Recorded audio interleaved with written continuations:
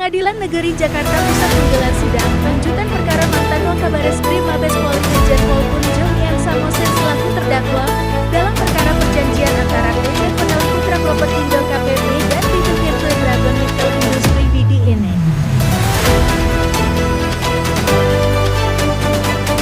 Saudara tangani juga nggak keuangannya? Tidak.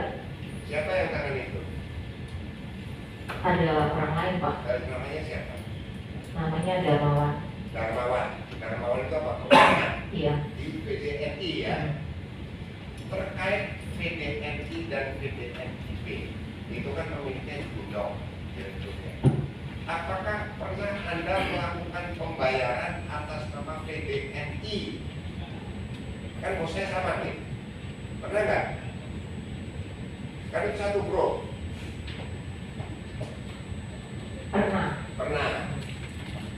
Pernah melakukan pembayaran untuk dan atas nama PDNI. Kan saudara bilang tadi kerja di PDNIP ya, betul ya? Untuk PDNI pernah? Iya, pernah. Oke, pembayaran kepada siapa? Kepada vendor. Oke, terus? Kepada pihak-pihak yang berhubungan, Pak. Kalau ke KPP? KPP 2015 kan saudara udah masuk. saya belum pernah kayaknya KPP. Nggak coba diingat lagi. Enggak, Pak. Nggak pernah. Oke. Tidak pernah melakukan pembayaran ke PDNI. Mekanisme pembayaran sebelum saudara posting. Tadi kan bicara transfer uang 92 miliar sekian. Itu ada pemeriksaan dokumen apa yang dilengkapi sehingga Anda mendapat instruksi bayar nggak selaku keuangan? Ada Job desk gitu ya, misalnya dokumennya ABC gitu. buat pembayaran ini ada akta jual beli, detailnya ada di label, Pak. Enggak, kan saudara selaku legal, selaku keuangan kan biasanya sebelum posting besar apalagi kan transaksi Indonesia itu kan harus ada underlying dalam melakukan transaksi, betul? Pertanyaan saya, ketika melakukan pembayaran, apakah saudara juga memenuhi prosedur itu? Di internal perusahaan kan pasti ada. Ada. 96 miliar yang dibayarkan itu untuk pembayaran tanah berapa, seluas berapa? Ada nggak di situ uang dalam mekanisme pengeluaran uang internal? Ada. Jadi berapa saudara cek di situ? 325 hektar. 325 hektar. 3. Oke, sekali lagi paraka 1, 2, 3. Oke, sip, lanjut. Oke. Ya.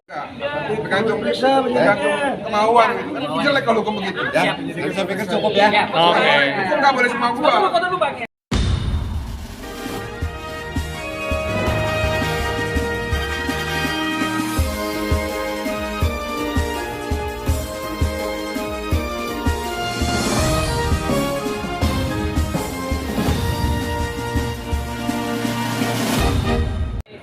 Masih lanjutan daripada sidang yang sebelumnya, acara pemeriksaan saksi.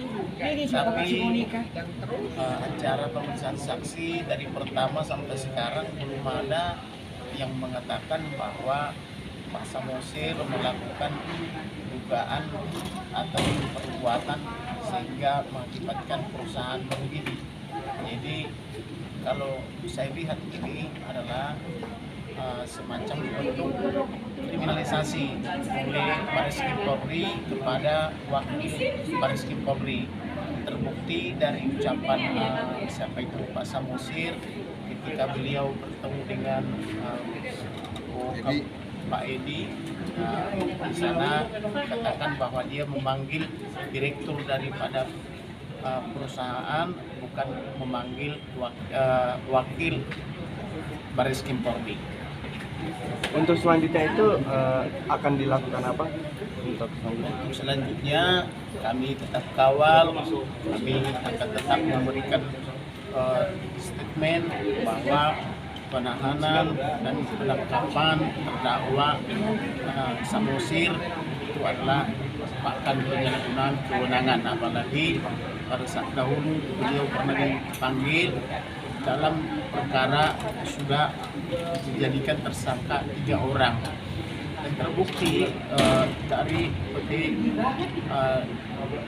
DNB ini diduga bersekongkol dengan direktur perusahaan lama. Pak Gunawan tambah Pak. Gunawan dari Transaksi Pak. Tadi gini, saksi-saksi yang kita urai tadi, saksi sudah jelaskan yang pertama, yang jadi titik soal adalah 64 surat. Ternyata dari 64 surat itu 38 surat oleh Bareskrim sudah dikembalikan kepada pemilik, yaitu kita. Alasan pengembalian adalah barang itu tidak terkait objek perkara. Nah, berarti tinggal 26 surat lagi. 26 surat tadi diserahkan oleh, dijelaskan oleh yang saksi dari ngurus ke BPN bahwa itu surat itu milik masyarakat. Surat itu bukan milik pelapor. Nah, jadi murni persidangan ini bisa jadi persidangan yang sesat kalau diteruskan. Kenapa? Karena fakta-fakta itu sudah membuktikan. Yang pertama, 64 surat itu 38 surat dikembalikan kepada kita karena memang surat tanah itu tidak pernah ditransaksikan. 26 surat itu yang dalam proses itu dijelaskan tanah itu bukan milik pelapor, yaitu PDNIP. Jadi saya sepakat sama saudara saya ini bisa terjadi peradilan sesat, yang pertama. Yang kedua, sejak awal sudah terjadi kriminalisasi terhadap tersangka. Nah, ini yang mestinya yang harus diproses. Tadi juga saya tanyakan, kenapa laporan kita yang sudah red notice, sudah tinggal tahap 1 ke kejaksaan, penetapan tersangka, laporan diambil alih oleh Bareskrim dan di SP3. Nah, itu ada apa? Perkara kita selaku pelapor di SP3, mereka lapor langsung diproses, orangnya ditahan. Padahal itu orang yang bukan bersalah, dia Wakabareskrim. Joni Samosir itu Wakabareskrim yang tahu aturan. Jadi dia juga merasa bahwa dia dijolimi. Ini tambahan dari saya. Terima kasih Pak. Ada tambahan dikit mungkin dari rekan kita ya, jaksa penuntut umum. Ada beberapa saksi yang gagal untuk dihadirkan. Nah, 2 orang ya Pak. Namun sayangnya saksi ini sangat mempengaruhi sekali bahwa apakah benar ada transaksi tanggal 28 Maret.